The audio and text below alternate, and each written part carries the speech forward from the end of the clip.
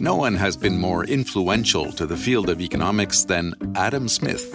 His 18th century writings and ideas have been unpacked, debated, and sometimes, some say, simply misunderstood. Take, for instance, the invisible hand. Smith was describing the conditions under which capitalism would work, in essence. And it got understood instead as a promise that capitalism would just magically work. In this episode, how the misinterpretation of a simple turn of phrase from Adam Smith's Wealth of Nations skewed mid-20th century thinking about economic freedom. I think we are seeing throughout the Western world now a real loss of credibility from the folks who do possess a lot of useful technological knowledge that they could bring to bear, because unfortunately they buried it under an ideology that has proven false. My name is Oren Cass. I am the founder and chief economist at American Compass, and we are a think tank based in Washington working on conservative economic policy and moving the right of center away from libertarian, what we would call market fundamentalism, and back toward a more genuinely conservative approach to economics. Cass is also the author of In Search of the Invisible Hand, published in the March edition of Finance and Development magazine.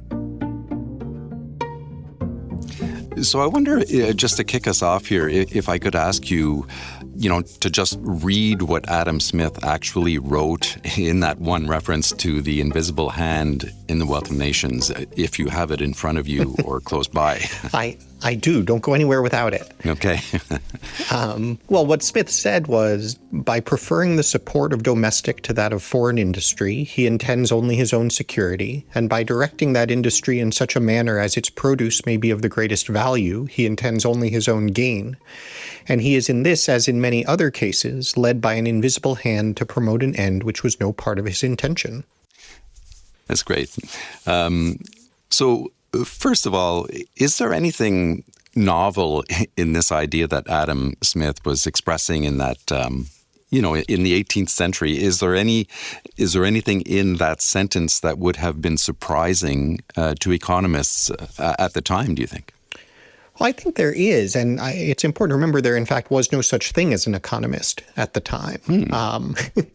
Even I think Smith was called a political economist, and the very notion of markets, of a capitalist system, was only just emerging. And I think the best way to understand Smith, and frankly to understand economists throughout history, is that what they are really doing is understanding and describing the world around them and trying to make sense of what in fact is happening. And so the idea that in fact markets could work, that you could have people just off pursuing their own profit and yet the society would gain was not something that was part of most people's conception. And so to explain that, no, this actually can work and here's how and why was enormously valuable and influential. So today, when we hear economists talking about this invisible hand, it's suggesting that markets essentially can take care of themselves, which is an interpretation that happened at some point. But this does not seem to jive with what Smith was saying at all. So how did we go from an idea that sounds to me more like industrial policy to this free market logic that the invisible hand is associated with today? Well, I think it's a pattern that you see in all sorts of ideas and ultimately ideologies all the time. And that's why I always emphasize, when I use the term market fundamentalism to describe what has become of free market economic thinking, I guess it sounds somewhat derogatory or derisive, but I mean it in a very descriptive sense. It is quite typical to see ideologies harden over time and nuanced points become reinterpreted in both ways that are simpler and that give the people expounding them more power. And that's how you end up with a religious fundamentalism as well, that often, misappropriates, in a sense, an original text to advance a much more absolutist vision. And I think that's what we've seen happen with economics, that particularly on the right of center, but also certainly plenty of economists on the sort of center left have tried to claim for themselves a sort of special, almost mystical knowledge about what markets are and how they work, and have tried to build a frame around that knowledge in which these markets are somewhat magical and must simply be left alone. Or at least if not, they may only be interfered with in the special ways that only economists can understand. And one sees why both it is a very appealing thing to think for many people, and certainly why it has been in the interests of the economics profession to advance it. But it's not true. And it has, I think, caused a great deal of damage in countries like the United States that have suffered a great deal in their economies as a result. So you write in your F&D piece that it was actually after MIT published a piece in the late 40s in their technical review that included some text from Paul Samuelson that seemed to be sort of like the first sign of this misrepresentation of Smith's words. How did he frame it, and where did it go from there?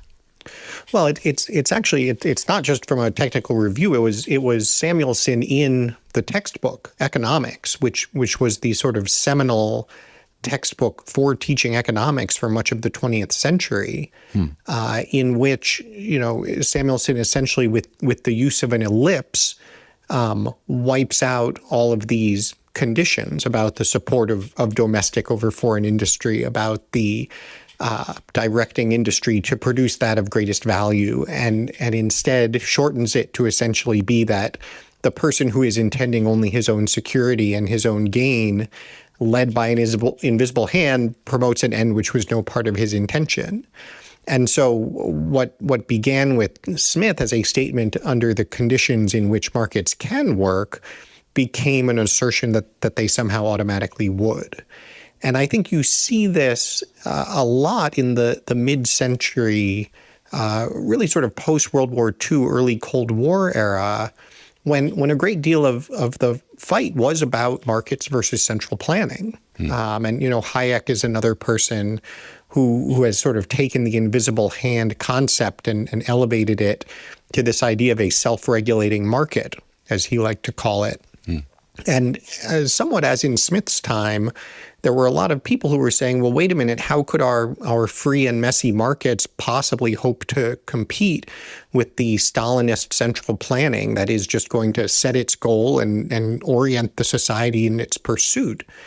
And so again, I think Western economists, probably in a very well-meaning way, were wanting to convey the idea, no, there is actually reason to believe that the market system can outperform the central planning system. And of course, that is true. It can and it does. But those shortcuts taken along the way in conveying that proof to a much more sort of popular and political audience had the result of distorting, I think, our politics and our policy debates in a lot of ways.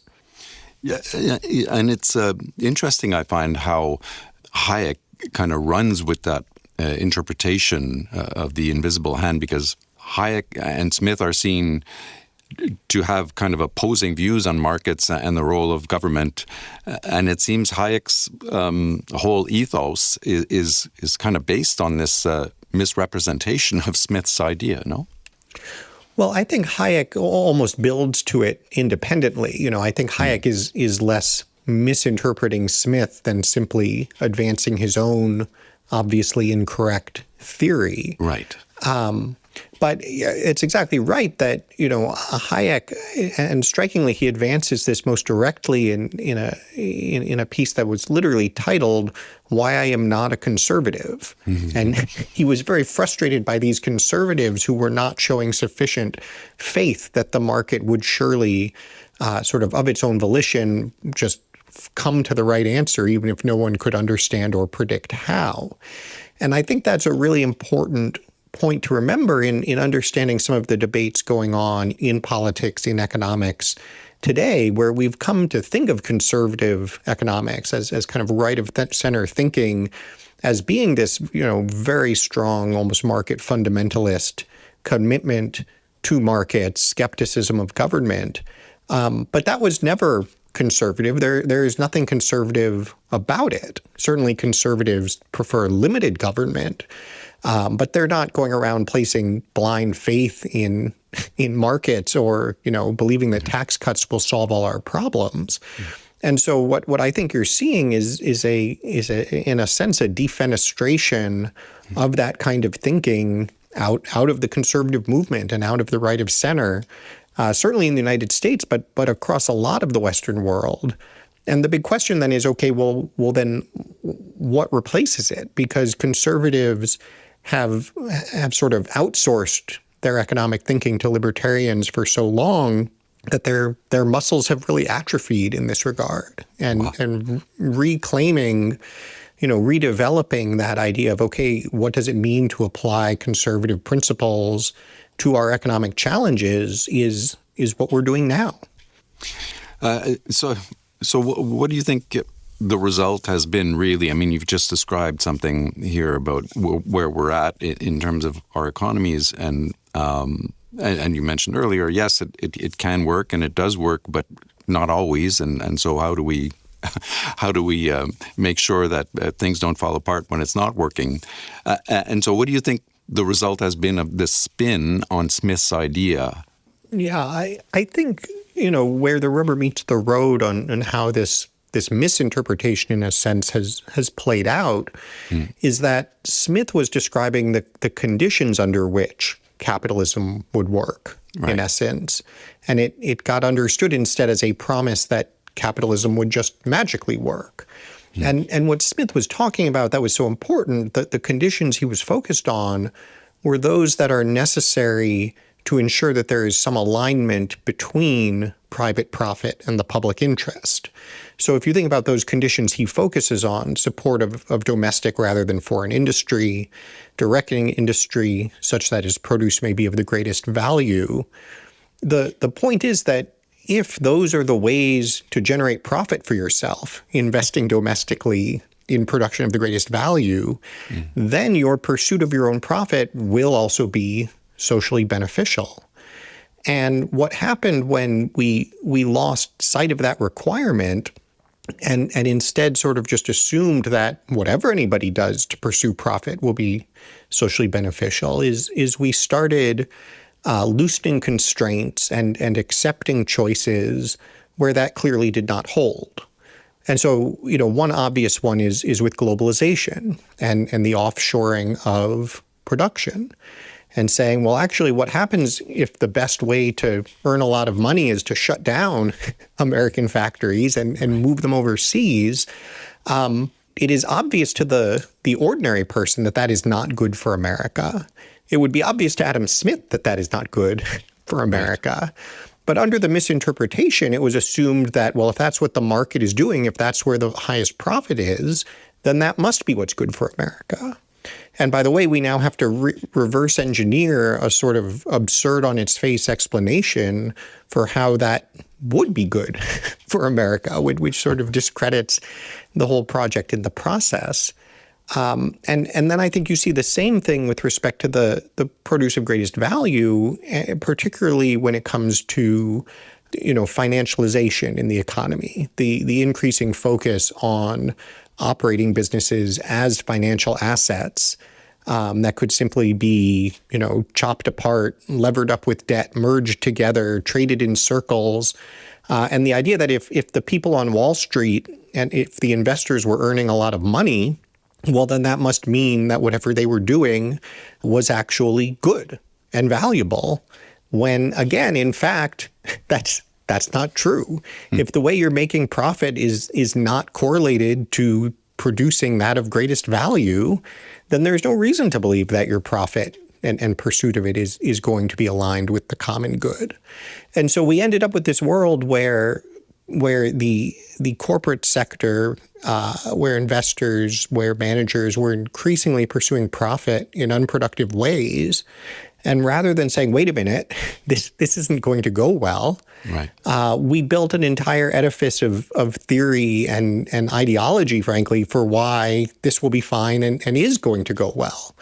And of course, in fact, it has not gone well. And the people who were saying it would are kind of left out in the cold. And that's, that's interesting because in the past, a couple of years, I'd say, especially, you hear people talking about the end of globalization and that, that it has benefited too narrow a slice of society. So with this misinterpretation of Adam Smith's idea and how that has played into the form of capitalism that we're seeing today, do you see Adam Smith essentially being blamed for the shortcomings of globalization, even though, what he was saying originally was misinterpreted? Well, I think there's certainly some of that. I think there's, more broadly just a frustration with capitalism and with markets, which is unfortunate because capitalism and markets have, in fact, proven themselves repeatedly to be the best system anyone has thought of for achieving the things we do want, for producing widespread prosperity. Right. And so, in a sense, I think, we call a lot of our work at American Compass, it's under the heading of rebuilding American capitalism, of the idea that, where the libertarian free market right went was to this blind faith that has been very unproductive. But you don't want to correct for that by going to the sort of progressive view that, well, you see, capitalism just doesn't work. Right. What you need to actually go back is understand under what conditions will capitalism work. And I think, that's where something like globalization is actually a great place to focus, because on one hand, it's important to say trade can be a wonderful thing, right? If it's actually working the way, people like Adam Smith and David Ricardo wrote about it, then absolutely it can benefit the people of both countries participating. But, if just to throw in one other quote from Smith, also from The Wealth of Nations, it's very interesting to look at his basic description of trade. What he says is, if a foreign country can supply us with a commodity cheaper than we ourselves can make it, better buy it of them with some part of the produce of our own industry. So, in other words, the trade that he was talking about, and Ricardo and John Stuart Mill talk in the exact same terms, recognize that this works because it is actually trade of something you are making for something someone else is making. Yeah. And so if there were a bunch of factories that had been in the United States that were being closed down and moved overseas because there were some other set of factories that were going to expand here, there were some things we were better at, and we were going to do more of that and trade it for the things that someone else could do better, that probably would have worked out quite well for the United States. But what we did instead, again, under this kind of theory of self-regulating markets, was to just say, this is fine if we don't make anything at all. If the profit maximizing thing is for all of the production to happen in China, and to run, what is now $1 trillion a year trade deficit, where other countries supply us with a commodity cheaper than we ourselves can make it, but we don't buy it with some part of the produce of our own industry. We buy it with our assets. We buy it with our debt, with pieces of paper saying we will pay you for it some other time. Obviously, that's not going to work. And all of the classical economists who are cited for the premise, for the proposition that this is a good idea, all of them said this will not work. And we are all now paying the price and have been for a while. And I think the good news is that the economics profession is starting to pay the price too. We are now beginning to undergo that rethinking, and hopefully it's not too late. And so finally, to what extent do you think the current political landscape has been shaped or at least influenced by this misinterpretation of Adam Smith's idea? Well, I think it was very badly misshaped over the past generation. If you go back to, for instance, the 2000 American presidential election, it was basically between George W. Bush and Al Gore falling over themselves to more enthusiastically embrace China and welcome it into the global trading system. And you went through an entire generation where globalization, where financialization, where this approach to markets was quite broadly embraced across the political spectrum. There were certainly elements of the left and those affiliated with labor and so forth who were more skeptical. Yeah. There were some on the right who were making more genuinely conservative arguments. But by and large, they were just shouted down as knuckle-dragging, mouth-breathing Neanderthals who could not, simply could not understand the wisdom and brilliance of this blind faith in markets. And I think, obviously part of the consequence of that was substantive in the many things that have gone so wrong. But it also has had real political consequences. It has greatly fueled a populism that says, in fact, we do not trust the experts because, frankly, they don't deserve to be trusted. And so, I think we are seeing throughout the Western world now a real loss of credibility from the folks who do possess a lot of useful technological knowledge that they could bring to bear because, unfortunately, they buried it under an ideology that has proven false. And so I think, we are now in the middle of an era of upheaval. Hopefully what emerges from it is a new and better economic consensus. At American Compass, our mission is to restore an economic consensus that emphasizes the importance of family, community, and industry to the nation's liberty and prosperity. Because, of course, that was the consensus until this past generation. Just as one example, the Republican Party was always the party of tariffs. Yeah. The United States grew into the industrial colossus that it was behind probably the world's highest protectionist barriers. And so it's not necessarily that we have to sort of invent anything entirely new. It's that we have to recognize and understand what's wrong with this anachronistic view that took hold, throw it out, and then build from much better ideas, something that will be applicable to the 21st century. How interesting. Oren Cass is the founder and chief economist of American Compass. Thanks so much. Well, this was great. Thank you.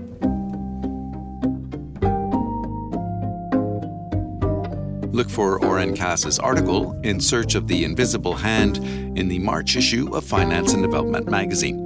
Go to imf.org/FND.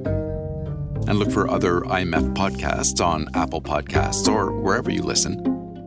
You can also follow us on X. Our handle is @IMF_podcast. I'm Bruce Edwards. Thanks for listening.